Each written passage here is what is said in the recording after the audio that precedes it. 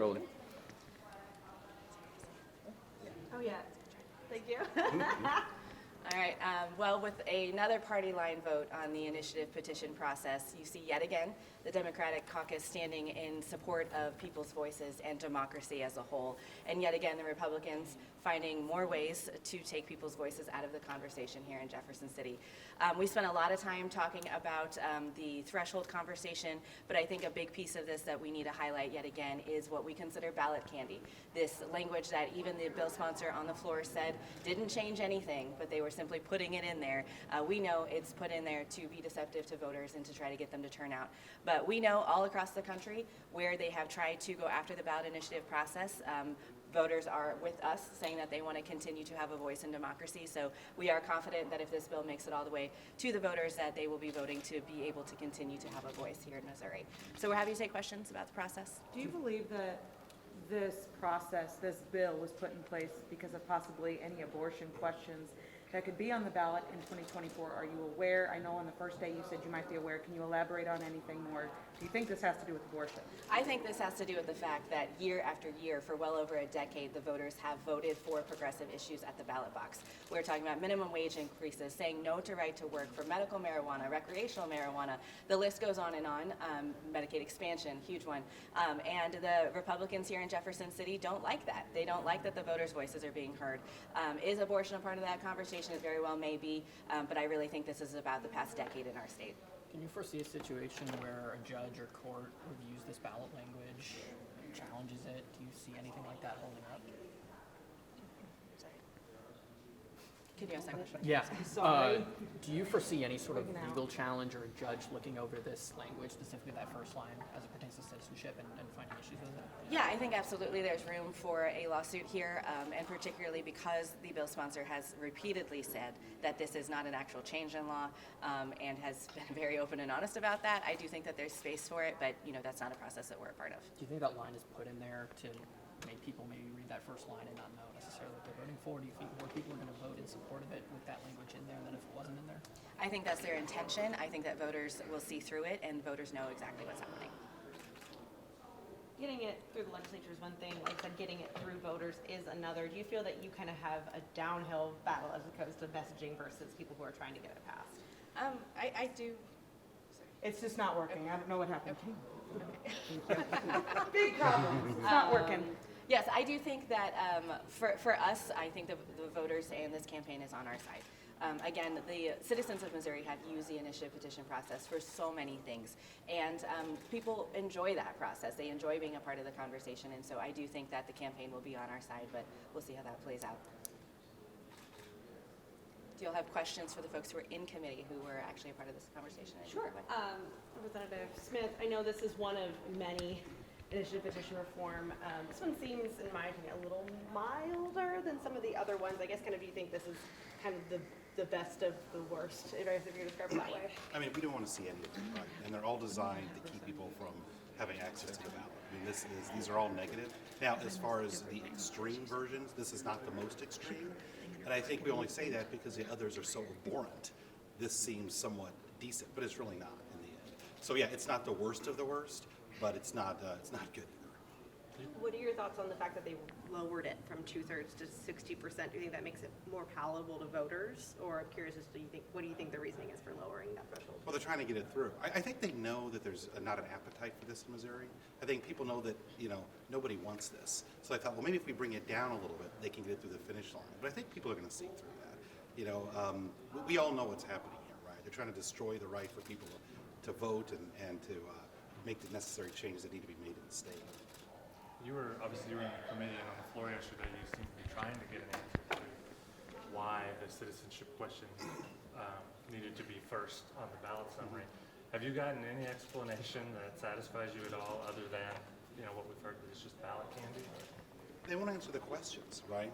And we all heard it, right? He was asked several times. The bill sponsor was asked over and over and over. The first time he was asked, he said, well, there's only so many words in the language. Well, that's not an answer to why it's first. I mean, we could move it. Representative Woods filed an amendment placing it last, right? He wouldn't answer. Then we asked him again. What was the answer the second time? Well, we've talked to a lot of people, and that's kind of what we believe is the right way to go. That's not an answer. he was asked another time, and he said, well, basically everything along those same lines. We've done it before, right? We did it before. We did it last year. None of those are answers. And here's the issue. We talked about this in committee. He was prepared for this before it got to the floor. I asked him those same questions in committee, and we couldn't get an answer. So wouldn't he have at least thought about it, a reasonable answer? We all heard it, and I think everyone in this building knows what's going on, right? They know that they're just trying to get this through, and this is the way to do it. And it's wrong and it's misleading. So you don't think we need to clarify who can vote? It's already in statute, right? Why put that out there first? Because people are going to go to the ballot and they're going to look at that and think, oh, this is what it's about. It's about citizens voting. That's already in statute. Why are we talking about that first? Why are you even putting it in there at all? Put it at the end if you're going to put it in there. Why are we doing this by deceit, right? People deserve better than this.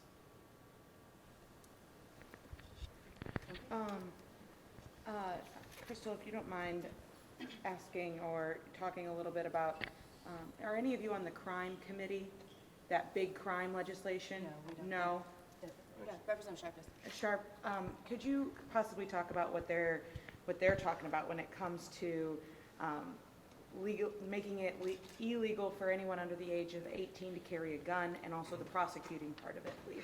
Well, the prosecuting part, Can you step your sure. mic? The prosecuting part's still being worked out. In fact, that committee's meeting as we speak right now, and there's so many amendments that they're being considered for that bill, House Bill 301. So I won't get a whole lot into detail right now because so much is still being worked out, even in committee right now. Why shouldn't minors be allowed to possess guns? Like I said, we're still working that out in the committee. So Didn't you were you on the working group? I was not. I was Representative Anderson and Representative Sauls. And one thing, if I may add, just to that conversation specifically, as Representative Sharp said, we're still heavy in negotiations, and I want to give a shout out to the committee chairman because I do think that he is working with our side of the aisle quite a bit to take input from folks, and we have been spending a long time on this discussion, but particularly around teens. I can tell you that my law enforcement in my community they have expressed a huge sense of urgency around different tools to go after the concept with kids having guns. We have, in Greene County, I can talk about lots of kiddos who have, I say kiddos, teenagers who have been actually stealing vehicles and driving around, and that's a thing that's happened for years.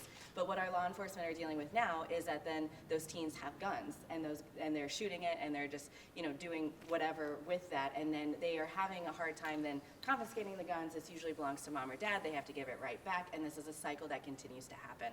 And so with this discussion, as Rep. Sharp said, we're still early in it. I'm hoping that there's still a lot of room for discussion here. But what I can tell you to answer your question, Jack, is that we're hearing from law enforcement that it is an issue, that teenagers have guns and they are all over the state of Missouri and that they can't do anything about that. And what we're looking for, what the Democrats are trying to seek in this conversation, is giving law enforcement the tools to do their jobs. We know that crime is an issue everywhere, not just in urban parts of the state, in rural as well, and law enforcement continue to ask us for help. And so I'm hopeful that this conversation can lead to some results. Crystal, that slate of transgender bills that are currently sitting in general laws, they haven't gotten a vote yet. There hasn't been that meeting held for executive session. Are you concerned about those coming to the floor? Do you see any desire among House leadership to get those on and advance through? Yeah, absolutely. I mean, this has, as you all know, the conversation against the LGBT community has been huge in our state for many years, and this year we are actually the state who has the most anti-LGBT laws in the entire country. Am I concerned it's going to move? Yeah, absolutely I am. I'm concerned for a lot of reasons, but one big one being, those of you who are here know, we were in that committee room until after 2 o'clock in the morning. We had children and families from all over the state coming and pleading to their lawmakers to just simply exist in our state. And I am concerned for, not only their safety and their lives, but the conversation around teen suicide and the increase in mental health struggles that just simply having this debate in this building year after year is bringing forward to them. I have no doubt that some version of these bills will come to the floor and that it will be a really big fight and that the senators will get involved as well. And then that open enrollment legislation, I'm going to just get your thoughts on how that currently is and what do you expect to what happened there? Yeah, so the open enrollment bill, my understanding is that it was amended in committee this week, and there was some language thrown on that pretty much all of my members were not in favor of. We did have a few folks vote yes to get it out of committee so this conversation can continue, because we do know across the state that there is appetite for this discussion to happen. But I can pretty confidently say that where the bill is standing right now, as it was amended in committee, you're going to get a lot of no's from our side of the aisle. But we'll see when it comes to the floor what it ends up looking like. Can you clarify what was added that you have a problem with? I can't Not speak you specifically to it. It had something to do with the funding mechanism, and so I don't know if anybody, Marlene is on that committee, Yes. would add to it. Absolutely, it had something to do with the funding. At first, they said that they were gonna take the money from the parent fund, and now if you don't have the money, of course, it's gonna come from the funds that are in the formula from the state, and so that's the issue. So, yesterday I know Senate questions are not, but yesterday, the first day of Black History Month was the debate on the Parents' Bill of Rights and also the banning of certain concepts commonly called critical race theory. Kind of your thoughts on this bill moving forward. I would love to hear from anybody in the caucus about that. Well, it was awful that it started on Black History Month, issues such as that. I thought it was such a disrespect and a very disrespectful time to do so. Critical race theory, Parents' Bill of Rights, those are things that I personally, I'm against those bills. It hurts our community. People see it as a good thing, but I see it as a bad thing. It's even been mentioned that good school, bad school. And my philosophy on this one is, let's fix all our schools. There's no need to make changes. Parents already have rights. It's just a smoke and mirror things here. Can you elaborate on how it hurts your community? Well, one of my schools is provisionally accredited. So if you take children out of my school and they're allowed to go to another school, as we just said, there goes the dollars. I'm for helping all children, all schools. And so we've been screaming and hollering for years to fix our schools. Moving a child from one school to another is not going to fix the situation. So is it okay that you move a child? And we all know that they're going to take the highest scoring child with the highest test scores and everything and move them. Those are the ones. That's not good. We need to work and take care of all our children in all our schools. And so I just find this very important that people take a look at what's being said here and how it's being done. It's just not a good thing for our schools and they even use the word good school, bad school. So we need to have all good schools. And the only way we can do that is that we fix the formula and fund all our schools properly. Why does Hickman Mills get a carve-out but not Riverview Gardens? Well, that's interesting because I did ask for that and I'm just being totally ignored. So I'm not sure why that's happening, but I think that all schools should be, if that's the case, should be carved out and given the opportunity. Desi actually stayed in my school district for over 15 years. They're in Normandy School District, and they haven't done a thing. So we need to be allowed the opportunity to show them that we can stand on our own and be given that opportunity. Why Hickman Mills was carved out, I do not know. But I just know that if it's good enough for them, it should be good enough for us as well. I spoke with the chair, and he has totally ignored me on that issue right now. Are you pushing for a carve-out for Normandy and Riverview? Yes, I am. I'm pushing for all schools. They need to have that. Equal opportunity.